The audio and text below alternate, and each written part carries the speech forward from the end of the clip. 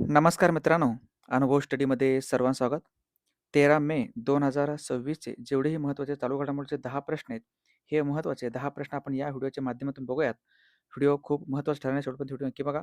रोज सकाळी 6 वाजता हा व्हिडिओ आपल्याला पाहायला भेटत असतो बुलेट रॅपिड फायर या सीरीजच्या माध्यमातून. अत्यंत महत्त्वाचे 13 मेचे आपण प्रश्न बघूयात. तत्पूर्वी मागच्या लेक्चरमध्ये जो शेवटचा प्रश्न विचारला होता, त्याच्यावर अगोदर आपल्याला चर्चा करूयात. मायक्रोसॉफ्ट कंपनीने एप्रिल 2026 मध्ये कोणत्या विद्यापीठात आपले पहिले समर्पित एआय कौशल्य केंद्र स्थापन केलेलं आहे? हे ठिकाण आहे बेंगळुरू, हे ठिकाण आहे चंदीगड. पर्याय क्रमांक 2. मायक्रोसॉफ्ट कंपनी खूप महत्त्वाची कंपनी आहे, लक्षात ठेवा. त्याची स्थापना बिल गेट्स यांनी केलेली होती. चला घ्या 10 प्रश्नापैकी पहिला प्रश्न जो तुमच्या समोर आहे. नुकतेच पुद्दुचेरी या केंद्रशासित प्रदेशांचे मुख्यमंत्री म्हणून कोणाची नियुक्ती करण्यात आलेलं आहे? पॉंडिचेरी किंवा पुद्दुचेरीचे नवीन मुख्यमंत्री बनले तर त्यांचं नाव आहे एन रंगास्वामी. पर्याय क्रमांक 1. रंगास्वामी या ठिकाणी तमिळनाडू, केरळ आणि आंध्र प्रदेश या 3 राज्यांमध्ये पुद्दुचेरीमध्ये 4 जिल्हे येतात. 3 राज्यांमध्ये मिळून 4 जिल्हे येतात, लक्षात ठेवा. पुद्दुचेरी आणि कारिकल. पुद्दुचेरी आणि कराईकल किंवा कारिकल म्हणतो आपण. हे जे 2 ठिकाण आहेत, 2 जिल्हे आहेत, हे तामिळनाडू या राज्यामध्ये येतात. त्यानंतर माहे नावाचा एक जिल्हा आहे, जो केरळमध्ये येतो. त्यानंतर आहे यानाम. हा जिल्हा जो येतो तो आंध्र प्रदेशमध्ये येतो. लक्षात ठेवा, आंध्र प्रदेशमध्ये येतो. म्हणजेच पॉंडिचेरी किंवा पुद्दुचेरीमध्ये 4 जिल्हे येतात. पुद्दुचेरी, कारिकल, माहे आणि यानाम. पुद्दुचेरी हे आपण फ्रेंच यांच्याकडून आपण काय केलं होतं, स्वतंत्र करून आपल्या भारतामध्ये सामील करून घेतलेलं होतं. यानुसार रंगास्वामी हे पूर्वी देखील हेच मुख्यमंत्री होते. आता देखील हेच मुख्यमंत्री आहेत. पुद्दुचेरीचे प्रशासक कोण असतील? प्रशासक म्हणजे नायब राज्यपाल म्हटलं तर काही हरकत नाही. प्रशासक आहेत, त्यांचं नाव आहे कैलासनाथन. के कैलाशनाथन. लक्षात ठेवा. घ्या दुसरा प्रश्न. IMP, VIMP. नुकतेच 2027च्या जनगणनेसाठी 100% स्वयंगणना साध्य करणारे महाराष्ट्रातील मुठ हे गाव कोणत्या जिल्ह्यात आहे? हे गाव खूप महत्त्वाचं, लक्षात ठेवा. हे सिंधुदुर्ग या जिल्ह्यामध्ये येतं. पर्याय क्रमांक 4. सिंधुदुर्ग या जिल्ह्यामध्ये हे मूठ नावाचं गाव येतं, ज्या गावामध्ये 36 घरे आहेत केवळ. 36 घरे आणि लोकसंख्या बघितली तर 144 लोकसंख्या आहे. ह्या लोकसंख्येने मिळून काय केलंय, डिजिटल जे स्वयंगणना आहे ती केलेली आहे. डिजिटल जनगणना केलेलं आहे. ॲपवरती किंवा मोबाईलवरती जो टॅब आहे त्याच्यावरती पण त्यांनी काय केलंय, जनगणना करून पूर्ण केलं आहे. अशी माहिती जिल्हाधिकारी आहेत सिंधुदुर्ग जिल्ह्याचे कोण? तृप्ती धोडमिसे यांनी ही माहिती सांगितलेली आहे. लक्षात ठेवा.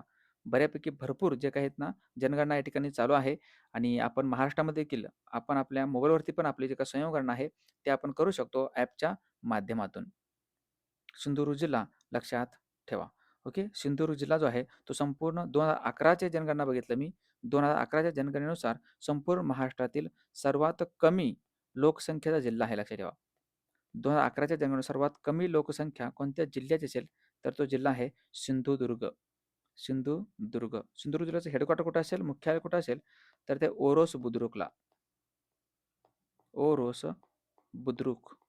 लक्षात ठेवा. आणि एकमेव महाराष्ट्रामध्ये सागरी राष्ट्रीय उद्यान आहे, तो म्हणजे सिंधुदुर्ग या ठिकाणी मालवण नावाचं. मालवण सागरी राष्ट्रीय उद्यान हे कुठं येतं? सिंधुदुर्ग या जिल्ह्यामध्ये आहे. सिंधुदुर्ग जिल्ह्यामध्ये एक बंदर आहे, रेडी बंदर. रेडी बंदर हे जो लोह खनिज आहे, या लोह खनिजाच्या निर्यातीसाठी खूप प्रसिद्ध आहे. रेडी बंदर. आणि सिंधुदुर्ग जिल्ह्यामध्ये 8 तालुक्यांची संख्या येतं. रत्नागिरी जिल्ह्यामध्ये 9 तालुके येतात. पालघरमध्ये 8 तालुके येतात. रायगडमध्ये 15 तालुके येतात. जनगणना आलेल्याच आहे, तर त्यांच्यावरती थोडंसं आपण काय करूयात, चर्चा करूयात काही पॉइंट्सवरती. कितव्या क्रमांकाची जनगणना ही आहे? एकूणामध्ये म्हटलं तर 16वी आहे आणि स्वातंत्र्यानंतर म्हटलं तर 8वी जनगणना आहे. पहिली जनगणना 1872 मध्ये लॉर्ड मेयो याच्या कार्यकाळात करण्यात आली होती. 2026च्या जनगणनेचे आयुक्त कोण असतील? त्याचं नाव मृत्युंजय कुमार नारायण. मृत्युंजय कुमार नारायण झा म्हटलं तरी काही हरकत नाही. त्यानंतर शुभंकर आहे, प्रगती व विकास. प्रगती व विकास शुभंकर आहे. सुरुवात झाली होती याची 1 एप्रिल 2026ला आणि 1931 नंतरची पहिली ही जाती आधारित जनगणना आहे. जातनिहाय जनगणना 1931 मध्ये पहिल्यांदा करण्यात आली होती. प्रथम गणना जी करण्यात आली यंदाचं राष्ट्रपती द्रौपदी मुर्मू यांच्यापासून सुरू केलं आणि जगातील सर्वात मोठी गणना आहे. पहिली डिजिटल जनगणना आहे, लक्षात ठेवा. बजेटमध्ये याची एकूण 11,718 कोटी रुपये तरतूद करण्यात आली आहे या जनगणनेसाठी. जनगणना कायदा कधीचा असेल, व्हेरी IMP. जनगणनेचा जो ॲक्ट आहे, कायदा आहे, तर तो कायदा 1948चं. केंद्रीय गृह मंत्रालयाच्या अंतर्गत हे काम करते आणि सुरू झाले 1 एप्रिल 2026ला. ओके. अच्छा, कमेंट बॉक्समध्ये मला सांगा की ह्या जनगणनेचे ब्रँड अँबॅसेडर कोण आहेत? ह्या जनगणनेचे ब्रँड अँबॅसेडर कोण आहेत? कमेंट बॉक्समध्ये सांगायचं आहे. घ्या पुढचा प्रश्न महत्त्वाचा तिसरा. नुकतेच 11 मे रोजी पंतप्रधान नरेंद्र मोदी यांनी खालीलपैकी कोणत्या राज्यातील सोमनाथ मंदिर पुनर्स्थापनेला 75 वर्षे पूर्ण झाल्याच्या निमित्ताने एक कार्यक्रम साजरा करण्यात आला. कार्यक्रम होतं अमृत महोत्सव. या अमृत महोत्सव कार्यक्रमामध्ये सहभाग घेतलेला आहे, सहभाग नोंदवलेला आहे. हे आहेत पंतप्रधान नरेंद्र मोदी आणि हे गुजरातमध्ये येतं. लक्षात ठेवा, IMP आहे गुजरात. गुजरातमधील गीर सोमनाथ जो जिल्हा आहे, गीर सोमनाथ जिल्हा, त्याचा उल्लेख देखील महाभारतात आलेला आहे. ओके. सोमनाथचं मंदिर सोटी सोमनाथ म्हणतो आपण. ओके. गुजरात राज्यामध्ये येतो गीरचं मंदिर. गीरचं राष्ट्रीय उद्यान पण आहे बघा गुजरात राज्यामध्ये. गीर नॅशनल पार्क जो आशियाई सिंहासाठी प्रसिद्ध आहे, एक जिल्हा पण आहे गीर. लक्षात ठेवा. सोमनाथ मंदिर. अच्छा, सोमनाथ मंदिर जे काय ना, ते मोहम्मद गझनीनं तोडलेलं होतं 1025 मध्ये. ओके. 1025 तोडलं होतं. साधारणतः त्याला भरपूर वर्ष झालेले आहेत आता. 1000 वर्ष त्याला पूर्ण होतात त्याला तोडून. ठीक आहे. आणि याची पुनर्स्थापना म्हणजे परत त्यात बिल्डिंग बांधण्यात आली होती, त्याला 75 वर्ष पूर्ण होत आहेत. आणि एखाद्या घटनेला जर 75 वर्ष पूर्ण होत असतील तर त्याला आपण अमृत महोत्सव असं वर्ष म्हणतो. एखाद्या घटनेला 50 वर्ष पूर्ण होत असतील तर त्याला आपण सुवर्ण महोत्सवी वर्ष म्हणतो. एखाद्या घटनेला 25 वर्ष पूर्ण होत असेल तर त्याला म्हणतो आपण ओके, रौप्य महोत्सवी वर्ष. रौप्य 25 वर्ष, सुवर्ण 50 वर्ष, 60 वर्ष झालं असतील एखाद्या घटनेला तर आपण त्याला म्हणतो हीरक महोत्सवी वर्ष. हीरक महोत्सवी वर्ष. हे पण लक्षात ठेवा, कधी कधी पेपरला यांच्यावरती पण प्रश्न असतात. हे आहे सोमनाथचं मंदिर, गुजरात राज्यामध्ये आहे. मग गुजरात राज्याविषयी 2-3 पॉईंटवरती आपण चर्चा करूयात. हो का. राज्याची स्थापना आहे 1 मे 1960ला. राजधानी आहे गांधीनगर. मुख्यमंत्री आहेत भूपेंद्र पटेल. आचार्य देवव्रत हे राज्यपाल आहेत गुजरात राज्याचे. विधानसभेत सदस्य संख्या आहे 182. लोकसभेमध्ये गुजरात राज्यातून सदस्य जातात 26. राज्यसभा सदस्य संख्या आहे 11. राज्य फळ आहे त्यांचा आंबा. आणि राष्ट्रीय उद्यान येतं Gir, black buck, Vansda, gulf of Kutch. बघा या ठिकाणी आहे गीरचं राष्ट्रीय उद्यान म्हणा किंवा गीर सोमनाथ नावाचा जिल्हा. गीर सोमनाथ गुजरात खूप खूप महत्वाचं आहे, लक्षात ठेवा. घ्या पुढचा प्रश्न चौथा. नुकत्याच 10 ते 17 मे 2026 दरम्यान एशियन वेट लिफ्टिंग चॅम्पियनशिप 2026चे आयोजन कोणत्या ठिकाणी करण्यात आलेलं आहे? हे आशियाई भारोत्तोलन चॅम्पियनशिप म्हणा तुम्ही, वेट लिफ्टिंग याचं चॅम्पियनशिप 2026 मध्ये सध्या चालू आहे 10 ते 17 मे दरम्यान. आणि हे चालू आहे गांधीनगरमध्ये, गुजरातची राजधानी या ठिकाणी. गुजरातची राजधानी गांधीनगर. वेट लिफ्टिंगसाठीचं भारताचे महानतम व्यक्तिमत्व, महानतम प्लेयर लक्षात ठेवा, कधी विसरायचं नाही. त्याचं नाव आहे मीराबाई चानू. क्वेश्चन विचारतील की मीराबाई चानूचा संबंध कोणत्याही खेळाशी आहे, तर ते वेट लिफ्टिंग आहे. लक्षात ठेवा, जे मणिपूरचे आहेत. मीराबाई चानू हे मणिपूर राज्याचे आहेत. आणि भारताला ऑलिम्पिकमध्ये पहिलं जे काही मेडल, पहिलं जे काही पदक आहे महिलांमध्ये, हे कोणत्या खेळात मिळालं असेल तर ते देखील आहे वेट लिफ्टिंगमध्ये. कर्णम मल्लेश्वरी यांनी जिंकलं होतं. कर्णम मल्लेश्वरी यांनी 2000 मध्ये जे एक ऑलिम्पिक पार पडलं होतं सिडनी या ठिकाणी, त्यांनी या स्पर्धेमध्ये भारताला कांस्य पदक मिळवून दिलेलं होतं. म्हणजे पहिली महिला कोण असतील? Karnam Malleswari weightlifting. पाचवा प्रश्न. नुकत्याच पंतप्रधान नरेंद्र मोदी यांनी 10 मे 2026 रोजी खालीलपैकी कोणत्या ठिकाणी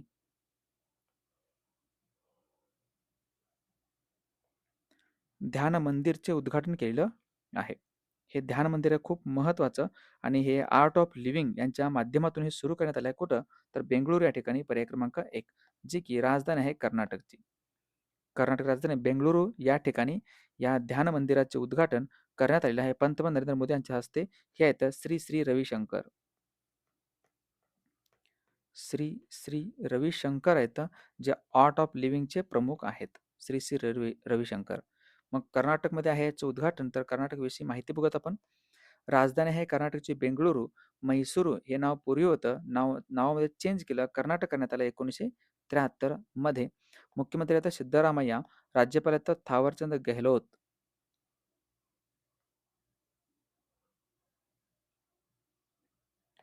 विधानसभेची कर्नाटकच्या विधानसभेची सदस्यांची संख्या आहे 224.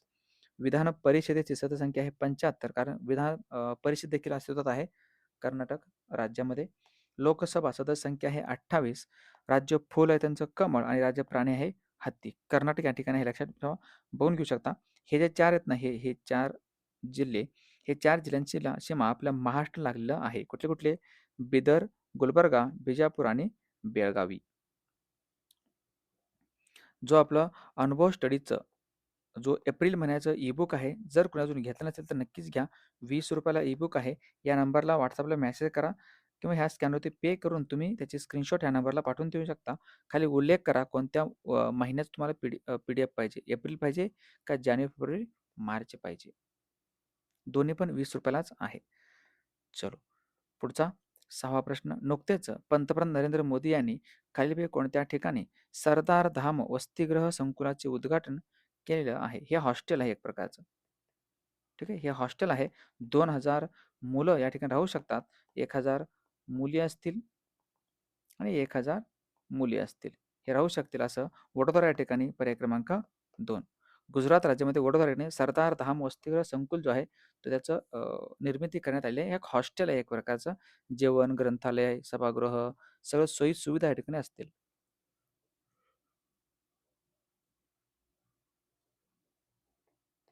पुढचा 7वा प्रश्न. नुकतेच भारताच्या नेतृत्वाखालील इंटरनॅशनल बिग कॅट अलायन्समध्ये 26वा सदस्य म्हणून कोणता देश हा सामील झालेला आहे? नुकतेच 26वा त्याला आपण इंटरनॅशनल बिग कॅट अलायन्स म्हणतो आपण, ह्याच्यामध्ये सामील झालेला आहे आता 26वा सदस्य देश सौदी अरेबिया पर्याय क्रमांक 2. सौदी अरेबियाची राजधानी काय असेल? रियाद. रियाद ही सौदी अरेबियाची राजधानी आहे. जी इंटरनॅशनल बिग कॅट अलायन्स आहे, याची पहिली बैठक सध्या चालू आहे. ह्याची पहिली बैठक आयोजन करण्यात आलं आहे भारतामध्ये. आणि भारताचे जे काही भारतामध्ये मंत्री आहेत, भूपेंद्र यादव, केंद्रीय वन व हवामान बदल मंत्रालयाचे मंत्री, ते याचे एकूण आता अध्यक्ष आहेत. लक्षात ठेवा. याच्यामध्ये IBC मध्ये 7 जे आहेत ना प्राणी येतात. कुठले कुठले? एक वाघ येईल, सिंह आहे, बिबट्या आहे, वाघ, सिंह, बिबट्या, त्यानंतर बिबट्या आहे, बिबट्या, चित्ता आहे, जाग्वार आहे आणि प्युमा आहे. असे हे 7 प्राणी ह्या इंटरनॅशनल बिग कॅट अलायन्समध्ये येतात. ह्याच्यामध्ये जे काही निरीक्षक देश आहेत ना, हे 5 सध्या निरीक्षक देश देखील आहेत, ही लक्षात ठेवा. निरीक्षक ऑब्झर्व्हर स्टेट म्हणतो आपण. हे निरीक्षक देश किती असतील तर 5 आहेत. 8वा प्रश्न. नुकत्याच भारताच्या पहिल्या पूर्णपणे कार्यान्वित PM मित्र पार्कचे उद्घाटन पंतप्रधान नरेंद्र मोदी यांनी कोणत्या ठिकाणी केलं आहे? हे PM मित्र पार्क आहे. PM मित्र टेक्सटाईल पार्क म्हटलं तर काही हरकत नाही. तर हे करण्यात आले आहे वारंगल या ठिकाणी, तेलंगणा राज्यामध्ये पर्याय क्रमांक 4. वारंगल तेलंगणामध्ये. लक्षात ठेवा. PM मित्र park Kakatiya mega textile park म्हणून ते ओळखलं जाणार आहे. मात्र ते ठिकाण विचारलं तर वारंगलमध्ये. वारंगलमध्ये जे काही रामप्पा मंदिर पण आहे बघा. रामप्पा मंदिर भारतामधील 39वे जागतिक वारसास्थळ कुठलं होतं? रामप्पा मंदिर. काकतीय रुद्रेश्वर मंदिर म्हणतो आपण या ठिकाणी. काकतीय रुद्रेश्वर टेम्पल मंदिर लक्षात ठेवा. वारंगल. आणि वारंगलचे जे ड्युरी आहेत, ह्या ड्युरीला GI टॅग देखील भेटलेलं होतं काही दिवसापूर्वी. Warangal durrie GI tag. महाराष्ट्रामध्ये पण एक PM मित्र पार्क आहे. कोणत्या ठिकाणी? तर अमरावती या ठिकाणी. लक्षात ठेवा. हे काकतीय मेगा टेक्सटाईल पार्क ह्याचं पहिल्या कार्यान्वित PM मित्र पार्क ह्याचं उद्घाटन पंतप्रधान नरेंद्र मोदी यांनी केलेलं आहे 1700 कोटी रुपये खर्च करून. मग तेलंगणा याच्याविषयी अधिक माहिती आपण जाणून घेऊयात. तेलंगणाची निर्मिती झाली होती 2 जून 2014ला आंध्र प्रदेशमधून वेगळं होऊन. 2 जून 2014 राजधानी हैदराबाद आहे. रेवंत रेड्डी हे तेलंगणाचे मुख्यमंत्री आहेत. शिवप्रताप शुक्ला हे राज्यपाल आहेत तेलंगणाचे. तेलंगणाच्या विधानसभेमध्ये सदस्यसंख्या 119 आहे आणि विधान परिषदेत सदस्यसंख्या आहे 40, जो मिनिमम आहे, खूप कमी आहे. त्यानंतर लोकसभा सदस्यसंख्या 17 आहे, राज्यसभा सदस्यसंख्या 7 आहे.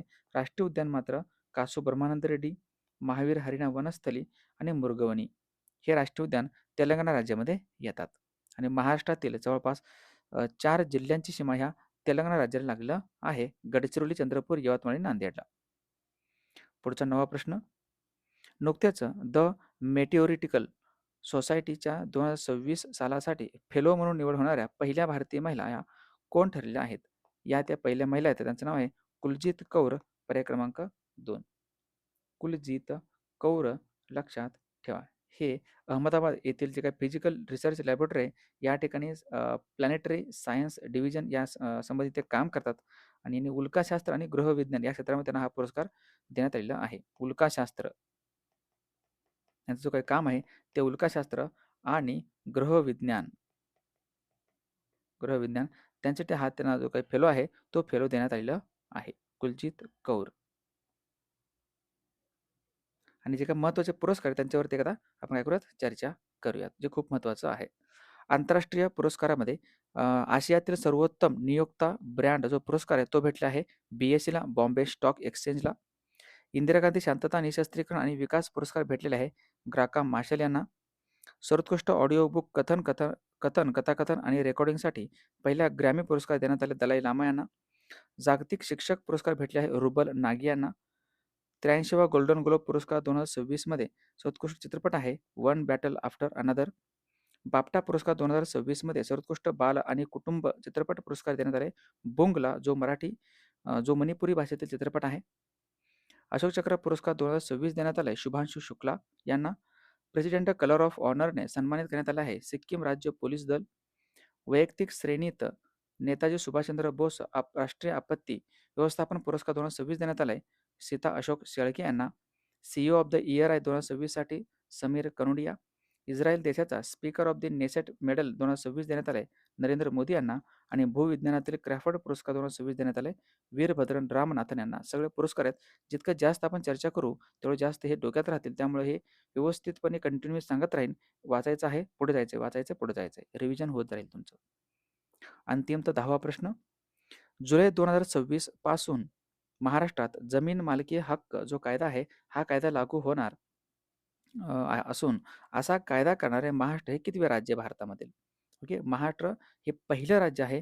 पर्याय क्रमांक 3 लक्षात ठेवा. म्हणजे काय, जमीन मालकी जो हक्क आहे लँड टायटलिंग ऍक्ट म्हणतो आपण त्याला, हे जुलैमध्ये लागू करण्यात येईल.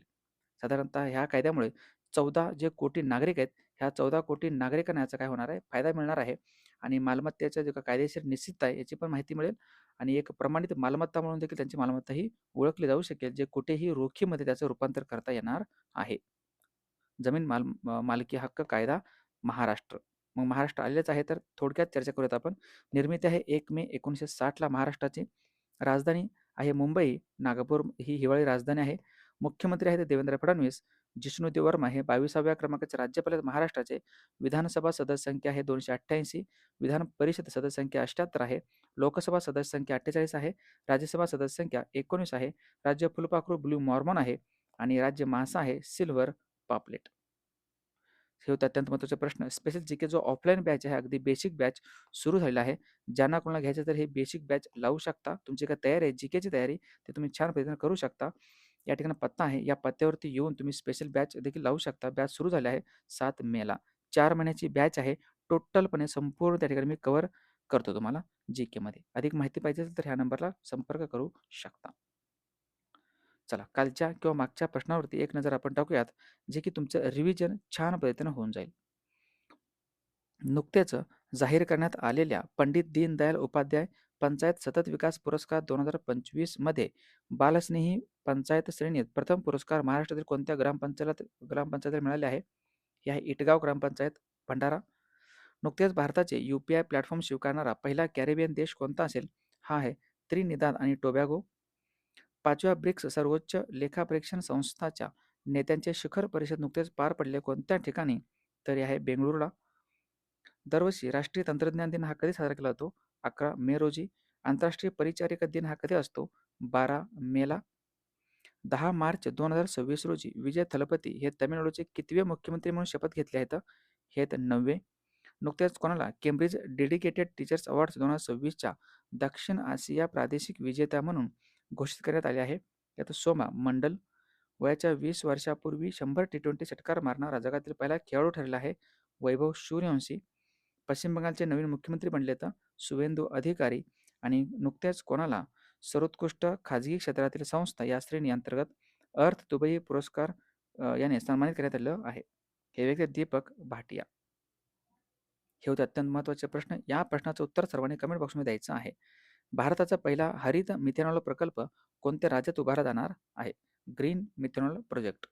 कमेंट बॉक्समध्ये आन्सर सांगायचं. बघा त्याचं उत्तर उद्या सकाळी. चला या ठिकाणी थांबवतो आपण.